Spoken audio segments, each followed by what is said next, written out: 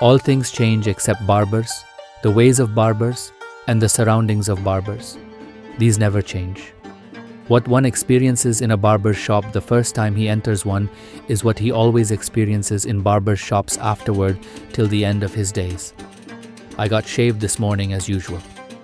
A man approached the door from Jones Street as I approached it from Main, a thing that always happens. I hurried up, but it was of no use.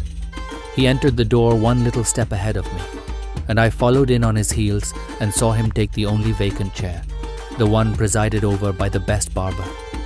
It always happens so. I sat down, hoping that I might fall heir to the chair belonging to the better of the remaining two barbers, for he had already begun combing his man's hair, while his comrade was not yet quite done rubbing up and oiling his customer's locks. I watched the probabilities with strong interest. When I saw that number 2 was gaining on number 1, my interest grew to solicitude. When number 1 stopped a moment to make change on a bath ticket for a newcomer and lost ground in the race, my solicitude rose to anxiety.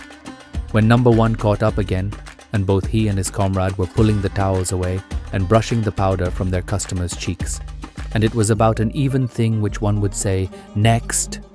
First, my very breath stood still with the suspense. But when at the culminating moment number 1 stopped to pass a comb a couple of times through his customer's eyebrows, I saw that he had lost the race by a single instant, and I rose indignant and quitted the shop to keep from falling into the hands of number 2. For I have none of that enviable firmness that enables a man to look calmly into the eyes of a waiting barber and tell him he will wait for his fellow barber's chair. I stayed out 15 minutes and then went back, hoping for better luck.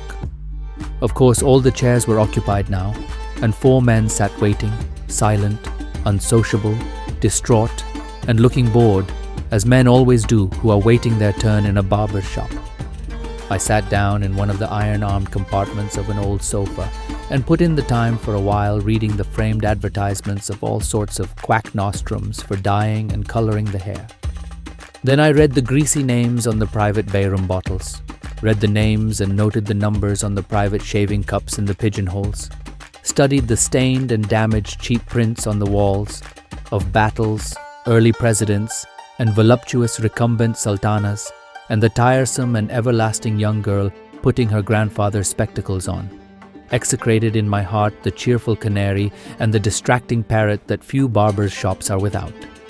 Finally, I searched out the least dilapidated of last year's illustrated papers that littered the foul center table and conned their unjustifiable misrepresentations of old forgotten events. At last, my turn came. A voice said, "Next," and I surrendered to no. 2, of course. It always happens so. I said meekly that I was in a hurry, and it affected him as strongly as if he had never heard it. He shoved up my head and put a napkin under it. He plowed his fingers into my collar and fixed a towel there. He explored my hair with his claws and suggested that it needed trimming. I said I did not want it trimmed. He explored again and said it was pretty long for the present style. Better have a little taken off. It needed it behind especially. I said I had had it cut only a week before. He yearned over it reflectively a moment and then asked with a disparaging manner, "Who cut it?" I came back at him promptly with a "You did." I had him there. Then he fell to stirring up his lather and regarding himself in the glass, stopping now and then to get close and examine his chin critically or inspect a pimple. Then he lathered one side of my face thoroughly and was about to lather the other when a dogfight attracted his attention, and he ran to the window and stayed and saw it out, losing 2 shillings on the result in bets with the other barbers, a thing which gave me great satisfaction. He finished lathering. He now began to sharpen his razor on an old suspender, and was delayed a good deal on account of a controversy about a cheap masquerade ball he had figured at the night before, in red cambric and bogus ermine, as some kind of a king.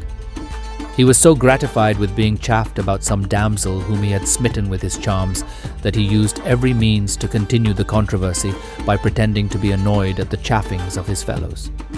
This matter begot more surveyings of himself in the glass, and he put down his razor and brushed his hair with elaborate care, plastering an inverted arch of it down on his forehead, accomplishing an accurate part behind, and brushing the 2 wings forward over his ears with nice exactness.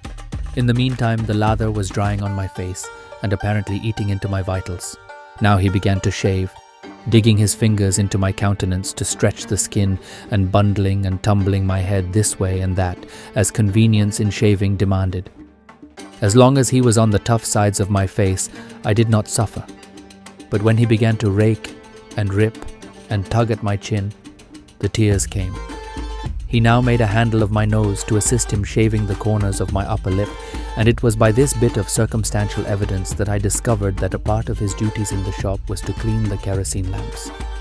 I had often wondered in an indolent way whether the barbers did that, or whether it was the boss. About this time, I was amusing myself trying to guess where he would be most likely to cut me this time, but he got ahead of me and sliced me on the end of the chin before I had got my mind made up. He immediately sharpened his razor. He might have done it before. I do not like a close shave and would not let him go over me a second time. I tried to get him to put up his razor, dreading that he would make for the side of my chin, my pet tender spot, a place which a razor cannot touch twice without making trouble. But he said he only wanted to just smooth off one little roughness, and in the same moment he slipped his razor along the forbidden ground, and the dreaded pimple signs of a close shave rose up smarting and answered to the call. Now he soaked his towel in bay rum and slapped it all over my face nastily, slapped it over as if a human being ever yet washed his face in that way. Then he dried it by slapping with the dry part of the towel, as if a human being ever dried his face in such a fashion. But a barber seldom rubs you like a Christian. Next, he poked bay rum into the cut place with his towel, then choked the wound with powdered starch, then soaked it with bay rum again, and would have gone on soaking and powdering it forevermore, no doubt, if I had not rebelled and begged off. He powdered my whole face now, straightened me up, and began to plow my hair thoughtfully with his hands. Then he suggested a shampoo and said my hair needed it badly, very badly. I observed that I shampooed it myself very thoroughly in the bath yesterday. I had him again. He next recommended some of Smith's hair glorifier and offered to sell me a bottle. I declined. He praised the new perfume, Jones's Delight of the Toilet, and proposed to sell me some of that. I declined again. He tendered me a toothwash atrocity of his own invention, and when I declined, offered to trade knives with me. He returned to business after the miscarriage of this last enterprise, sprinkled me all over, legs and all, greased my hair in defiance of my protest against it, rubbed and scrubbed a good deal of it out by the roots, and combed and brushed the rest, parting it behind and plastering the eternal inverted arch of hair down on my forehead. And then, while combing my scant eyebrows and defiling them with pomade, strung out an account of the achievements of a 6-ounce black and tan terrier of his till I heard the whistles blow for noon, and knew I was 5 minutes too late for the train. Then he snatched away the towel, brushed it lightly about my face, passed his comb through my eyebrows once more, and gaily sang out, "Next!" This barber fell down and died of apoplexy 2 hours later. I am waiting over a day for my revenge. I am going to attend his funeral.